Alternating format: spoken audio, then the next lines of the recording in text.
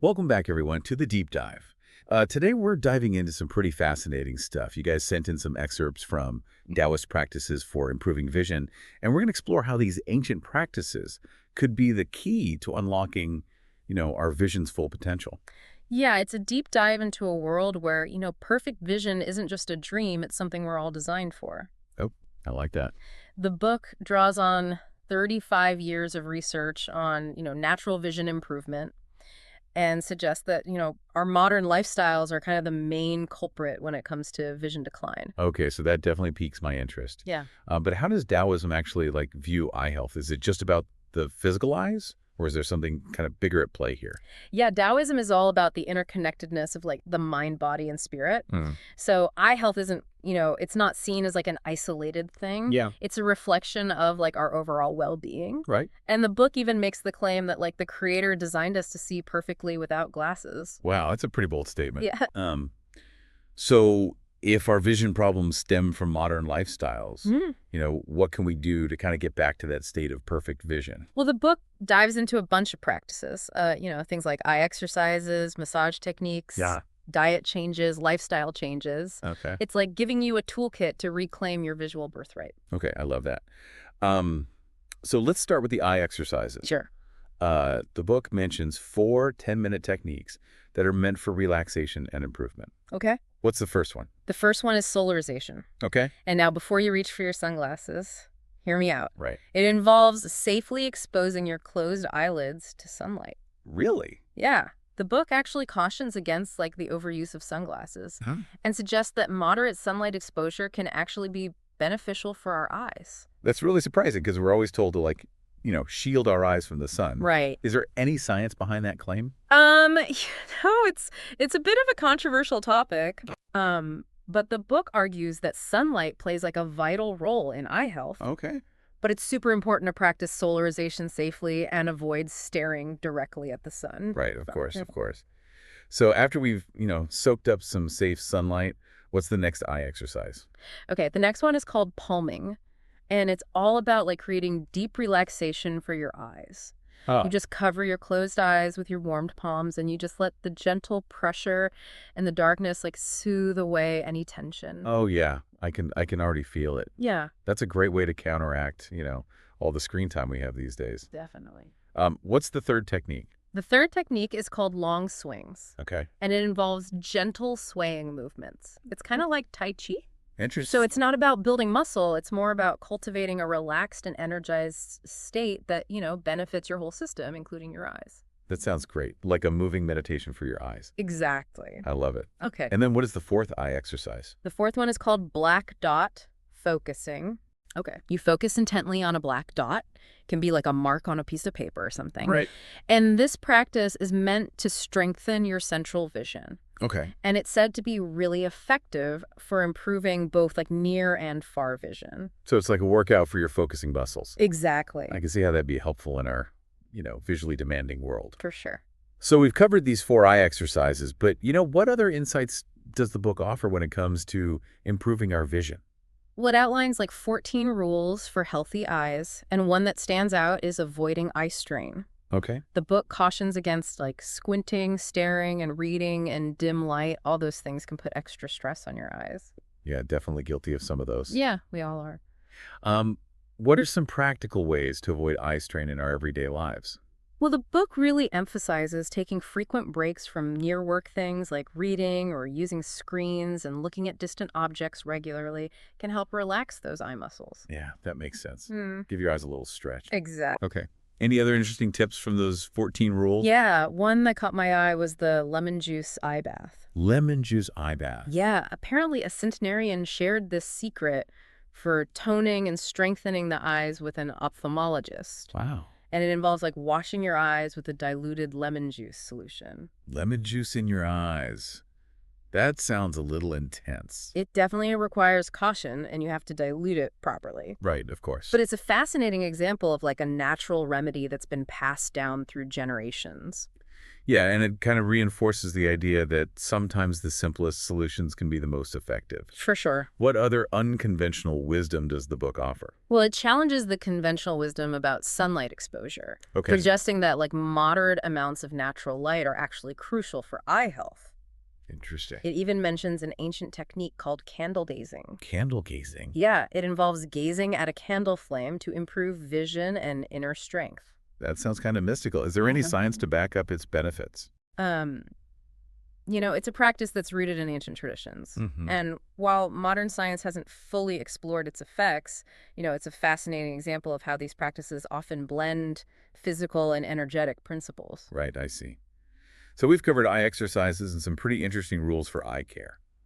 What's next on our journey to unlock the secrets of Taoist vision improvement? Well, let's dive into the world of Douyin massage, a practice that can unblock energy pathways and improve circulation throughout the body, including the eyes. Doing massage, tell me more.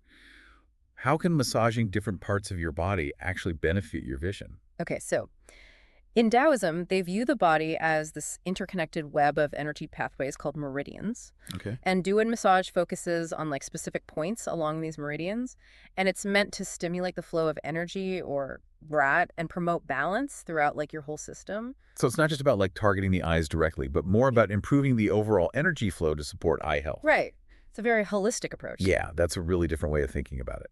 Yeah. And the book details techniques for massaging like the scalp, the eyes, nose, cheeks, but then also areas you might not expect like the hands, the chest, even the toes. Wait, massaging your toes for better vision. I gotta admit, I'm a little skeptical. Yeah, I get the skepticism, but remember, Taoism is all about this holistic approach. Right. It's about addressing imbalances throughout your whole body to restore harmony and get optimal function. And that includes vision. Okay, I'm willing to keep an open mind. Is there anything in the research that suggests that these like seemingly unrelated areas can actually impact vision? While Western science hasn't fully explored like all the mechanisms, there is growing interest in the connection between reflexology, which focuses on stimulating points on the feet, Right. and overall health. And the book suggests that these connections are like deeply rooted in the body's energy system. That's fascinating.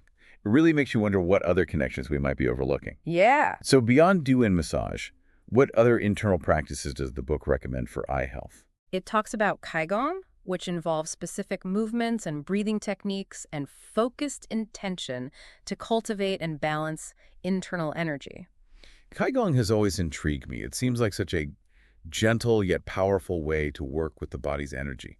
Does the book highlight any specific Qigong exercises for vision improvement?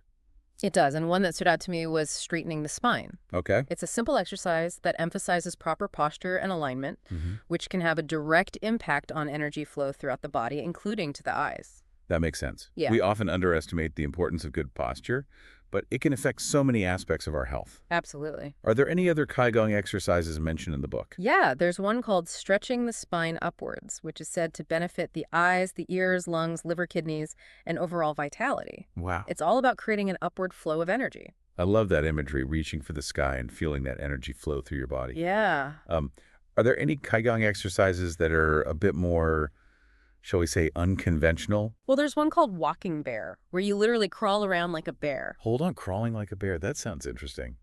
What's the supposed benefit of that? I know it might seem silly, but it's actually a powerful technique for calming the nerves, increasing blood flow to the eyes and brain, and strengthening muscles. I have to try that one. It sounds like a fun way to shake things up and get the energy flowing. Any other unusual Qigong exercises in the book? Yeah, there's one called horse jump, which is like a grounding technique for balancing energy flow between the head and the hara, or lower abdomen. Okay, I can see how that would be helpful, especially in our modern world, where we're often so disconnected from our bodies and stuck in our heads. Yeah, exactly. Any other Qigong gems we should know about? The book also mentions centering energy, which is all about achieving harmony and balance within the body's energy system. Okay. It's about cultivating inner peace and alignment, which ultimately supports your well-being, including eye health. So we've explored a wide range of practices, from external exercises to internal energy work. It seems like the book is really emphasizing this multifaceted approach to eye care. It is. It's not just about treating symptoms, but about addressing like the root causes of vision problems, which are often in lifestyle habits, energy imbalances, and even our mental and emotional state. That makes a lot of sense. Yeah. But let's be honest, healthy habits can be hard to maintain. What kind of dietary advice does the book offer to support eye health? Well, it goes beyond the typical eat your carrots advice. It dives into 6 secrets of healthy eating for clear vision, Oh, and some of them might surprise you. I'm intrigued. Let's hear those 6 secrets. Okay, so the first one is to eat only when you're truly hungry. Okay. It emphasizes mindful eating and recognizing genuine hunger cues rather than eating out of habit or boredom. Such a good reminder. Okay. It's so easy to just mindlessly snack throughout the day without even realizing we're not actually hungry. Right. Okay, what's secret number 2? Secret number 2 is all about chewing your food thoroughly. Proper chewing aids digestion and nutrient absorption, which is crucial for overall health, including eye health. It's another one of those simple yet often overlooked habits.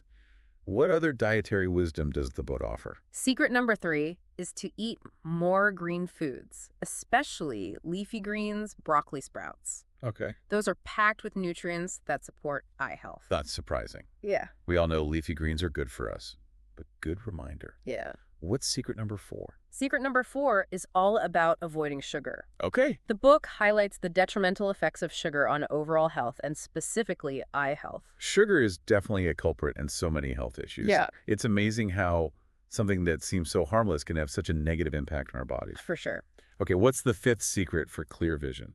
The 5th secret emphasizes the importance of using healthy oils like cold-pressed olive oil and coconut oil and avoiding processed oils like canola and soybean oil. I'm curious, why does the book caution against canola and soybean oil? I thought those were considered healthy options.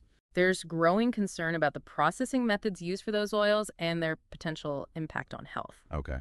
The book recommends sticking with oils that are less refined and closer to their natural state. Okay, good to know. I'll definitely be paying more attention to the types of oils I'm using. What's the final secret for healthy eating for clear vision? The book suggests exploring an Ayurvedic diet, which is based on the principles of Ayurveda, an ancient Indian system of medicine. I've heard of Ayurveda, but I don't know much about it. Can you give us a quick overview of what an Ayurvedic diet entails? It involves eating according to your dosha, which is like your unique mind-body constitution. Okay. There are 3 main doshas, Vata, Pitta, and Kapha, and each one has specific dietary recommendations to balance their unique qualities. Wow, so it's a personalized approach to nutrition based on your individual needs. That's fascinating. Is there a way to figure out your dosha? There are quizzes and assessments online, or you can consult with an Ayurvedic practitioner. And the book provides some basic information about each dosha and their associated dietary guidelines. So we've covered eye exercises, massage techniques, Qigong, and even an overview of an Ayurvedic diet. Is there anything else this book has to offer in terms of vision improvement? There's actually a whole section dedicated to additional vision improvement tips, like a bonus round of eye-enhancing wisdom. We're back for the final part of our deep dive into Taoist eye health practices, and I'm excited to uncover those bonus tips you mentioned. Yeah, you know those almost mythical ideas about eagle vision and developing eyes in the back of your head? Yeah. Well, the book dives into techniques that suggest those concepts might not be as far-fetched as we think. Sign me up. Yeah. I've always been fascinated by those ideas. Yeah. How does the book approach those concepts? Well, it starts with the tracing outlines technique we talked about earlier. Right. By carefully following the contours of objects with our eyes, Okay. we can enhance our ability to focus and see details with greater clarity, much like an eagle soaring high above the ground. So it's not just about seeing far away. It's about training our eyes to perceive details more sharply at any distance. Exactly. And that ties into the concept of developing eyes in the back of your head, which is really about expanding our peripheral vision. Right. The book mentioned a Tibetan technique for peripheral vision development, didn't it? Something about using pencils. Yes. It involves holding 2 pencils at arm's length and slowly moving them outwards while keeping your focus on a central point. Okay. This exercise challenges your peripheral awareness and helps expand your visual field. So it's like a workout for your peripheral vision. Yeah. But what's the practical benefit of expanding that awareness? It enhances spatial awareness and allows you to take in more information from your surroundings. Okay. The book even suggests that it can make you a safer driver and improve your performance in sports. Wow, I never thought about it that way. Yeah. It's like we're upgrading our visual software to take in a wider, more detailed picture of the world. Yeah. Exactly. And this heightened awareness can benefit you in everyday life too, making you more perceptive and responsive to your surroundings. So we're not just seeing more, we're perceiving more and potentially reacting more effectively. Mm-hmm. These exercises are sounding less like eye training and more like a pathway to heightened awareness. Right. And that brings us to another interesting concept that the book explores, the idea that our eyes are a reflection of our inner state. Okay, that resonates with the whole holistic view of Taoism we've been discussing. Exactly. The book suggests that our emotions, our thoughts, even the health of our internal organs can manifest in our eyes. So if we're feeling stressed or anxious, it might show up as eye strain or fatigue. Precisely. And if we cultivate inner peace and vitality, our eyes might appear brighter, clearer, more vibrant. It's amazing how interconnected everything is. It's like our eyes are a window to both our inner and outer worlds. That's a beautiful way to put it. It really highlights the importance of addressing our overall well-being if we truly want to improve our vision. It's about cultivating a healthy lifestyle, managing stress, nourishing our bodies from the inside out. This deep dive has been a real eye-opener, pun intended. We've explored so much about Taoist eye health practices, from simple exercises to really profound concepts about energy flow and the connection between our inner and outer worlds. It's been incredible exploring these ancient practices, and I hope our listeners feel inspired to try out some of these techniques for themselves. If you're interested in learning more, we highly recommend checking out Taoist practices for improving vision and start exploring a path to clearer, healthier vision and a more vibrant life. Remember, this is just the beginning. There's a whole world of natural vision improvement waiting to be discovered. Keep exploring, keep experimenting, and keep your eyes open to new possibilities.